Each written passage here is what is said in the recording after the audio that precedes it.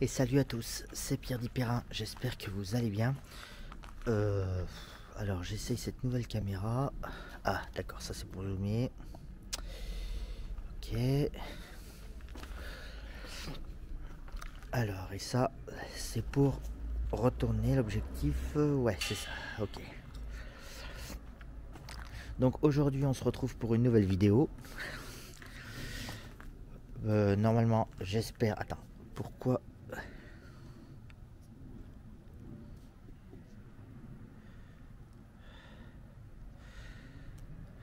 Ça ira peut-être mieux comme ça.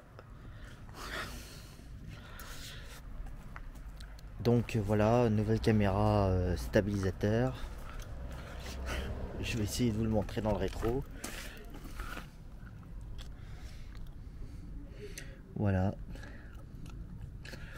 Alors par contre, bon, j'essaye en vidéo mécanique, mais à mon avis, elle servira plus aux vidéos aux nouvelles.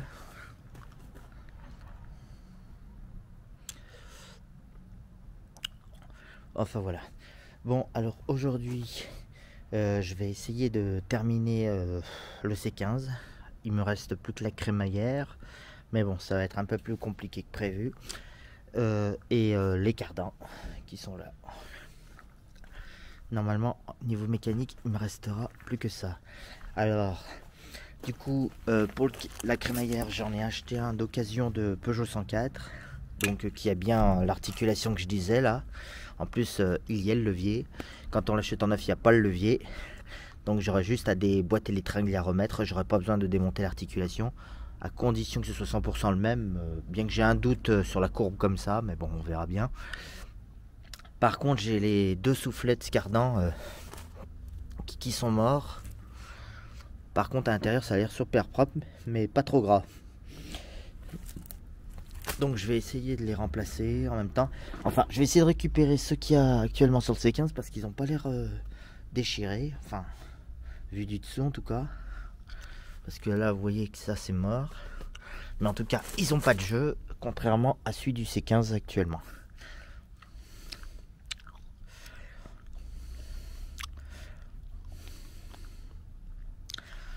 Et du coup, il y avait même le dispositif, allez j'ai oublié le nom de cette pièce là, que les autres C15 n'ont pas bizarrement. Ça c'est que pour les tout ce qui est châssis Peugeot 104 qui ont ça.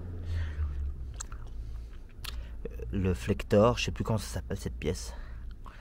Et je me demande à quoi elle sert. D'après, quand je demande à Google, ça sert à éviter les à-coups mécaniques. Entre la crémaillère et la colonne de direction. C'est un espèce de gros cil en bloc en caoutchouc. Parce que celui du C15 est craquelé et celui-ci est en excellent état. Mais bon, ce que je vais essayer de faire en tout cas au C15, c'est voir si je peux pas juste démonter la partie du dessus comme celui-là. Et remonter, je pense que ce sera plus simple que de défaire ça. Le morceau là. Donc on va voir ce que je peux faire.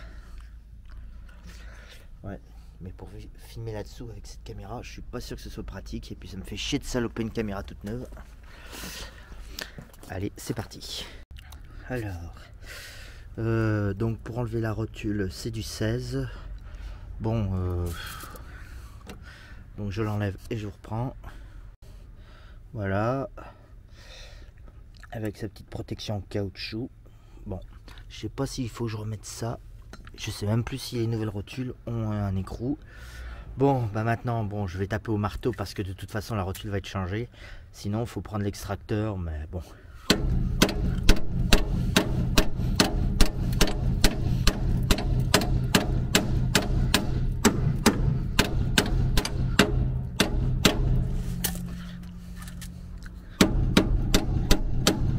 Ah! Je crois que tu voulais pas sortir. Bon allez, même chose de l'autre côté et je vous reprends. Bon, je sais pas si vous allez bien voir. Donc voilà le flector. Alors, il tient pas tout à fait de la même façon, mais bon, c'est pas grave. Parce que l'autre, il y avait des écrous accessibles, mais là apparemment les articulations ne se défont pas. Donc je vais être obligé d'installer l'entièreté du truc. En espérant que ça se libère de la colonne de direction. D'abord, je vais essayer de défaire cette retringle de levier de vitesse, ainsi que, si elle veut bien se filmer, je sais pas si on va la voir. Elle est où? Ah oui, celle-là, pardon. Celle qui est là. Faut que je défasse celle-là. Celle-là. Voilà. Après, on pourra attaquer le desserrage de la crémaillère, de la colonne de direction. Du coup, là, la vis que je filme là. Et après, on déboulonnera la crémaillère du berceau. Il y a 2 écrous, je sais pas encore de combien. Je vous tiens au courant après. Allez, je vous reprends. Bon allez, voilà la bête. Donc voilà, j'ai été recalé au contrôle technique pour ça. Vous voyez, le flector il est craquelé. Bon, ce qui est bien sur cette nouvelle caméra, c'est que j'ai un écran. Par contre, je voulais voir l'état des soufflets. Ils n'ont pas l'air déchirés. Par contre, ceux-là, ils ont dû être remplacés, pas vieux. Donc, voir s'il est possible de les récupérer. Je vais voir l'autre. Ou l'autre, par contre, il va pas tarder. Oh, ça fait chier, ça, par contre. Sur la photo, ouais. Pourtant, ceux-là, ils sont pas vieux non plus, mais bon, je sais pas si c'est pendant le transport que ça a déchiré. Ça m'étonnerait quand même. Celui-là a été changé sur celui-là, j'en suis pas sûr. Attendez, je vais voir un truc, je reviens. Bon. Du coup, j'ai pris celle de la crémaillère qui n'était pas la bonne. Celle de 205 et celle qu'ont les berceaux 205. De 205. J'ai récupéré les soufflets pour refaire celui-là. Bon, là, j'ai remis les abîmés sur la crémaillère, l'autre crémaillère neuve. Mais bon, c'est parce que j'avais pas le temps d'attendre. Là, je vais pas, il faut pas que je laisse le C15 en plein milieu en attendant que je reçoive les soufflets. Là, il faut vraiment que j'avance. Donc là, voilà, j'ai mis les rotules neuves. Bien que les anciennes n'étaient pas si vieilles, mais bon, au moins, on est tranquille. Allez, on va d'abord remettre ça. Alors, ce qui est bien, c'est que normalement, on peut pas se tromper de sens. Il y a une partie lisse et une partie dentée. Il faut mettre la partie en dentée face de la colonne de direction qui est pareil.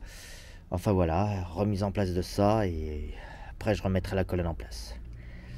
Allez, à tout de suite.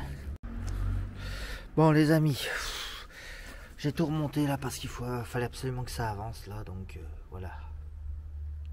Bon par contre la colonne de direction, il a fallu tourner le volant un quart de tour parce que le point milieu de cette crémaillère était...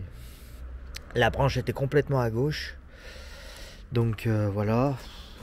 Bon après pour le para j'ai fait ce que j'ai pu. En fait j'ai fait en sorte de pas trop toucher les fusées.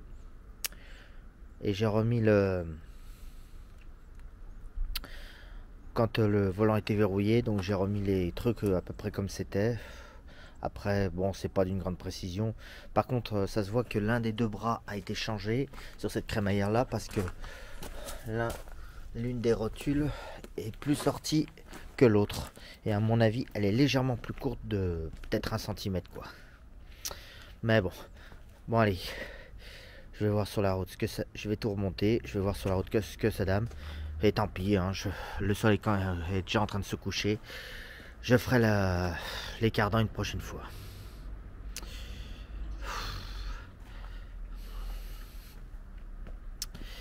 Allez, je remonte tout ça et je reprends.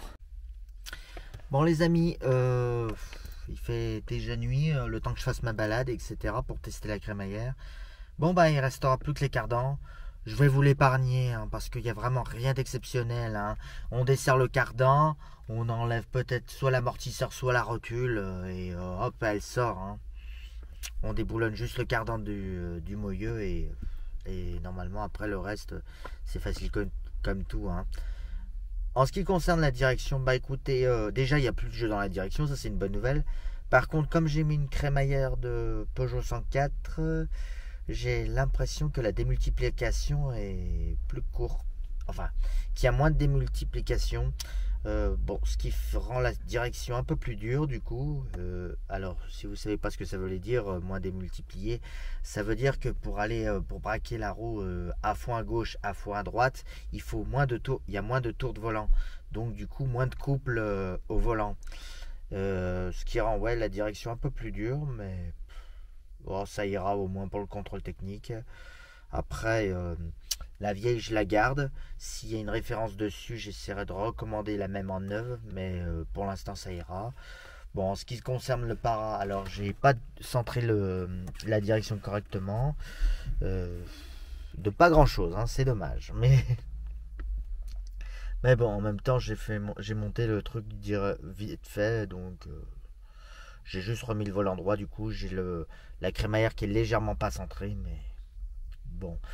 Mais pour le contrôle technique, ça ira très bien. Après, pour la remise, après, je sais pas. Est-ce que j'investirais dans une crémaillère plus démultipliée?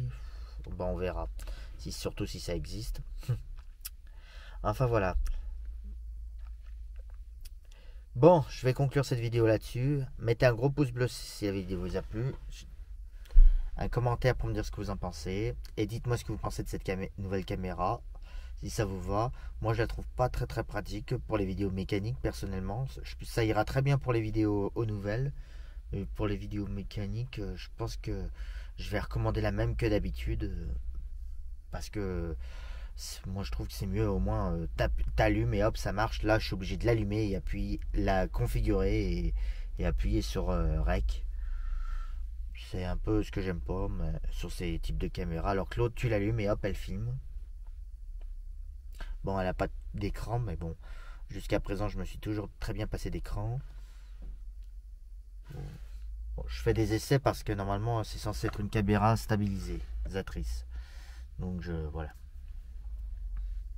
Voilà, et normalement si je fais ça, voilà, ça retourne tout seul. Enfin voilà.